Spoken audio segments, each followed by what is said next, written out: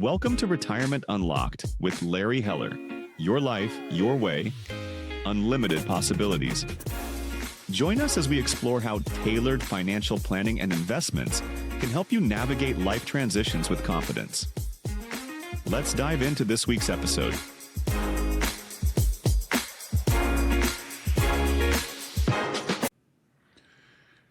And welcome back to Retirement Unlocked with Larry Heller. Many retirees spend decades focused on saving, investing, and preparing for retirement. But once retirement finally arrives, some struggle with the unexpected challenge of actually spending their money. In this episode of Retirement Unlocked, Larry discusses why some retirees underspend despite being financially secure, the behavioral and emotional reasons behind the fear of spending, and how scarcity mindset can carry into retirement even after years of successful savings. Larry, good to be with you. How are you? I'm doing great. How you doing, Bill? I am great, and if I didn't know you this well, I would take issue with you because I think a scarcity mindset in retirement is probably a pretty good thing. But tell me why it's not. Yeah, so we've covered this before, probably a few years ago. But I think this is one so critical, and two, one of the real benefits you get by working with us or a wealth manager, retirement planner, who could really kind of show you what you can spend in retirement, and one, be able to enjoy the fruits of your labor, but two, also not really worry about it. So we're going to cover a lot of ground today, but that's such a critical thing, and one of the things that gives us a lot of purpose when we can do this, and when we sit in meetings and we tell people that spend more money because you can, and we show them the numbers, and it's really well. And you'd be surprised. I would say that 80 to 90% of the people that we do these projections for are spending less than they can be. So it is definitely a phenomenon out there. There's a lot of reasons why, and we'll talk about some of those now, and maybe give you some tidbits on how you can spend some more money in retirement. Oh, that'd be great, because there is no point to having money if you don't use it, if it didn't bring you fun, if you can't enjoy it. So I'm all ears. Yep. So, many retirees end up dying, believe it or not, with more money at the end of retirement than they did when they started in retirement. So, and then, people that are even well off, have plenty of money, financially secure, they hesitate to spend. So it's not just the numbers and the math. Part of it is just emotional, behavioral, how they were brought up. We'll talk a little bit about that. And it's really difficult. You've been working for so many years, and now you need to kind of transition from the accumulation mode to the decumulation mode, and it's harder than many people expect. Yeah. So you've been told don't overspend, delay gratification, save more. And this has been going on and on and on, sometimes for 40 years. And now all of a sudden you're supposed to change everything. So it's a hard mindset. It's a mindset that you've got to kind of get used to, because I don't care how much money you have, when the faucet of the new money stops coming in, and you may see some ups and downs in your portfolio, you get really nervous to spend money. But it's okay to spend money, but it's also really important to know what's the right amount to spend, because obviously you don't want to overspend and run out of money. You want to have protection against long-term illness. So you want to have some guardrails in place. And there are people that do spend more than they should. So not everybody needs to be spending more money. Some people need to be spending less. But it's a great exercise to go through and try to figure out what is the right amount of money that you can spend in retirement. Well, for me, you hit on it when you said that spigot of incoming money, because when you're not retired, you're really not so much worried about overspending, because you've got a paycheck that's coming in all the time, and you can see that. But yeah, when you retire, that retirement account can fluctuate, and so there's a huge fear of running out of money. Yes. So there are a few fears. I mean, the biggest one is, what if I run out of money during my lifetime? People are living longer. Than the previous generations. And then there's unknown cost. Healthcare, long-term care. Yeah. How you're investing your money in possible market downturns, inflation. So how do you kind of account for all those needs to be, factored in? And it's one of those, fears. And then really the emotional side. Like I mentioned, the market volatility can trigger fear and cause retirees to spend too much money, or they put a plan together that's way too conservative because they're worried about the ups and downs. So there's a real emotional aspect. Oh, yeah. Aspect of that. So couples with strong retirement savings, the ones, especially have a nice portfolio, they have their pension, and maybe their house is paid off, and they're still reluctant. We see this time and time again when we come in there and it's working, and then we talk about some of the things that they want to do that's going to give them enjoyment in their second act, as I may refer to it from time to time.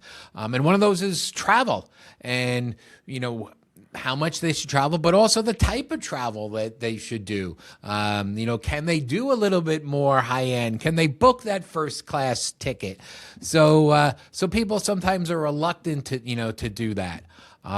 Or upgrade a home or buying a second home. Can they afford to do it? We've had clients actually call us from where they're going to be buying a second home and saying, can you rerun those numbers and just make sure that I'm not, doing too much? But that's the whole idea, that you're planning for it so you don't overspend on a second home, but you can afford to. And by going through a process, you can make sure that you won't run out of money. And some of the other things that, we see and we talk to people about, sometimes helping with family while you're alive. Why wait until death sometimes when the money's just going to grow and maybe it'll end up being taxed or estate taxes when you can give some of that money away during your lifetime? And how can they do that? Whether it's annual gifting, whether it's one large gifts, can you do that and afford to do that? And then really enjoying kind of a life experience. I mean, that's what it's all about. We have some clients that we talk, I'm turning a big number and I want to take everybody away and do that. But I can't afford it. And we run the numbers and you can afford it. So that's what this is all about. So getting over some of those fears to really enjoy what you've accumulated all this money during your lifetime. Yeah, you make a lot of sense. But talk to me about this scarcity mindset, which I admittedly am a little bit sympathetic to. What do you run into when you're talking to your clients? Well, one of the things is, some people that have grown up, and they might have not had money when they've grown up.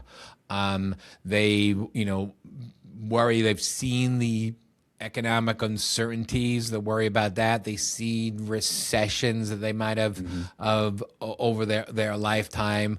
They might have, or their parents might have been through the Depression. So some of those type things have an impact on you and how you were able to do and enjoy your life. And they're kind of wired that way. So, can you change some of those wires, these habits that have helped them create maybe, some wealth during their lifetime, now maybe become obstacles in retirement. So, so you want to kind of, maybe get out of that mindset a little bit. Don't feel guilty after spending some of this money. Avoid enjoying the experiences. And not always constantly searching for the cheapest or the least affordable way to go, and maybe step it up a little bit, and enjoying that, because this scarcity mindset, can persist even when you're really financially secure. Well, yeah, and I think that really underscores the value of having a financial advisor, because there's somebody you can run these numbers with. You can get reassured, and you can see that it's there, and you can tell your clients, hey, yeah, you can do this. It's okay. But it is difficult making that transition from being a saver to a spender. So how do you do that besides assuring your clients, yeah, you can buy that second home. Yes, you can take the family on this vacation. Yeah. So we kind of start with a core idea that retirement isn't just a financial transition. It's an identity transition. You're now, your identity might have been your job, your career, and now your retirement. What are you going to do in here? I've had some podcasts talking about not just the financial aspect of retirement, but the non-financial things that maybe get you up every day is just as important there. So really becoming the core identity of what you're going to be in retirement and what that's going to look at.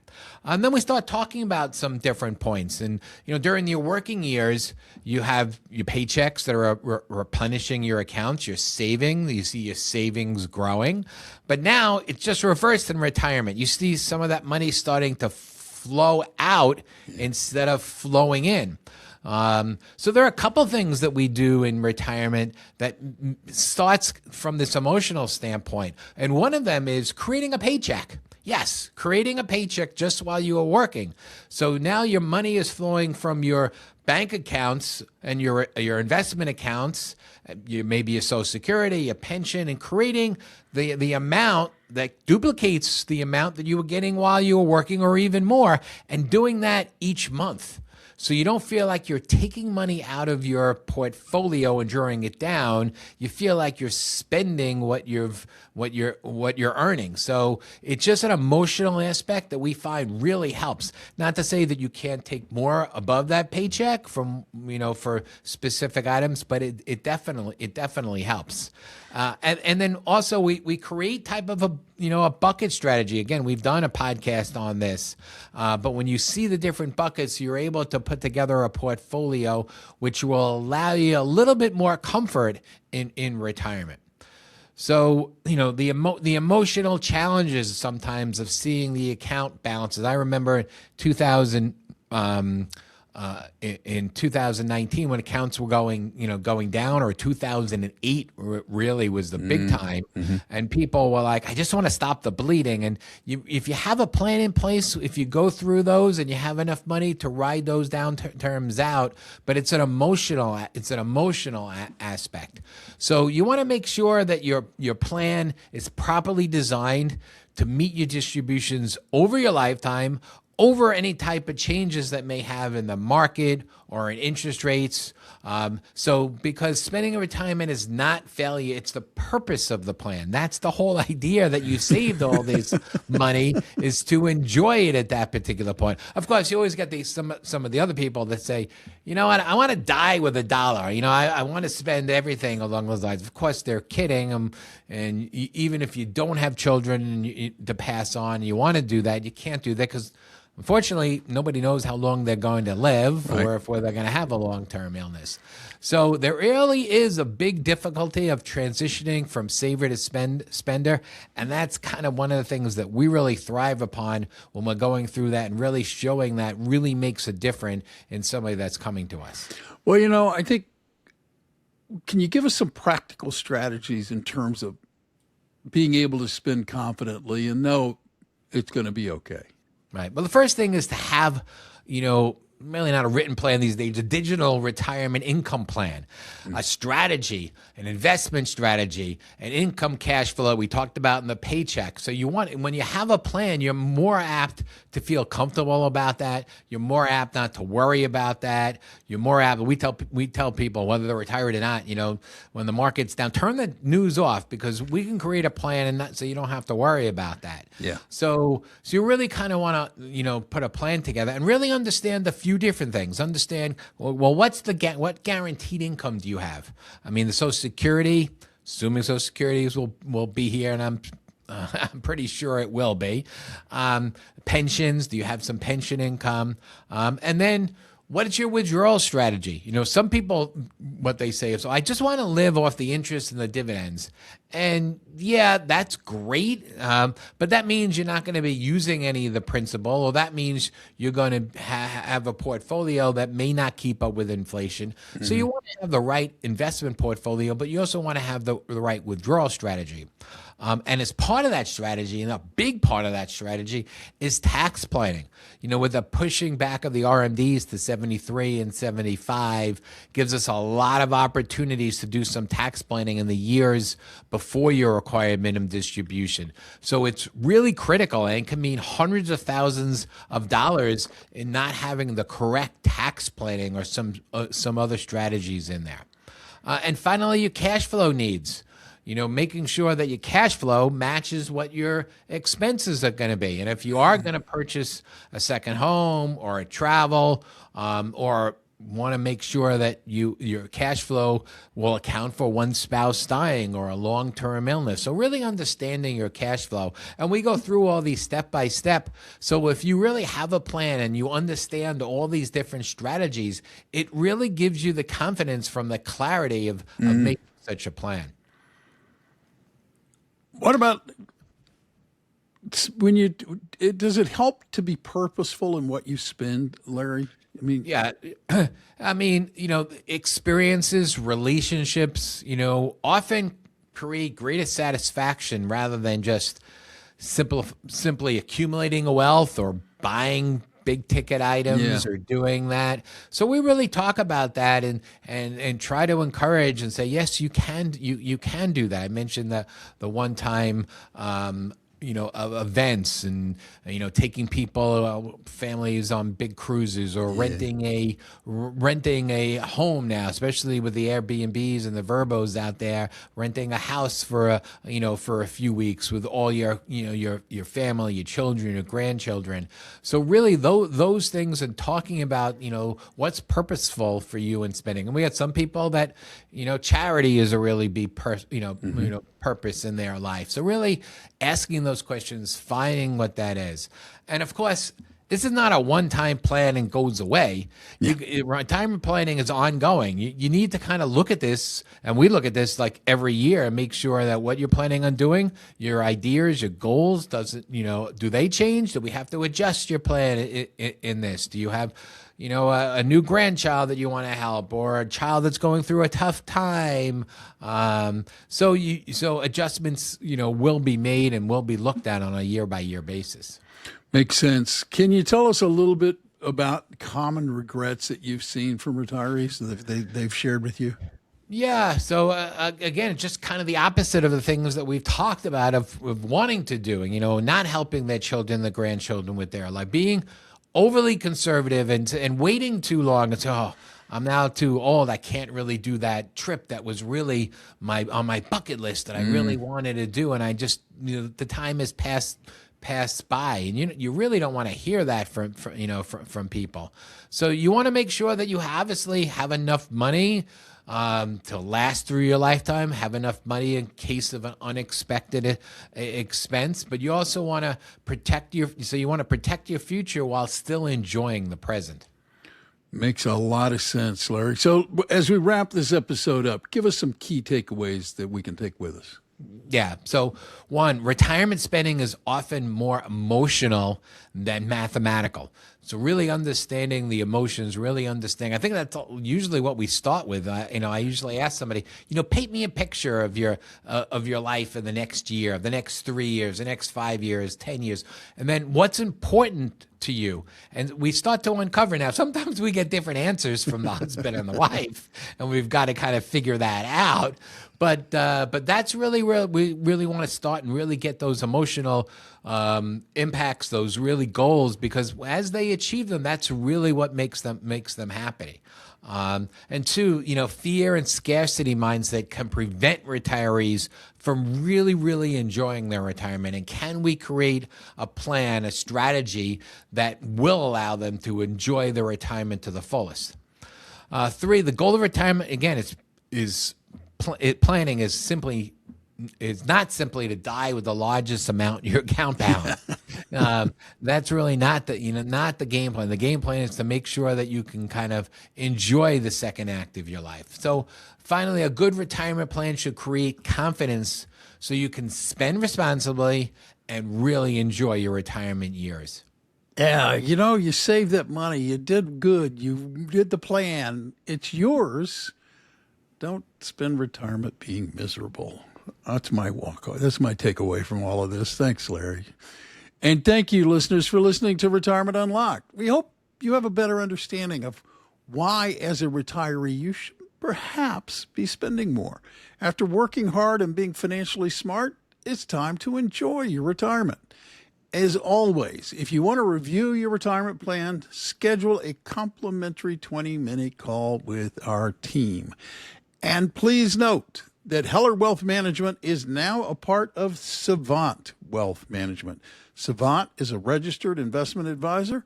This content is provided for informational and educational purposes only and should not be construed as personalized financial advice. Thanks for listening.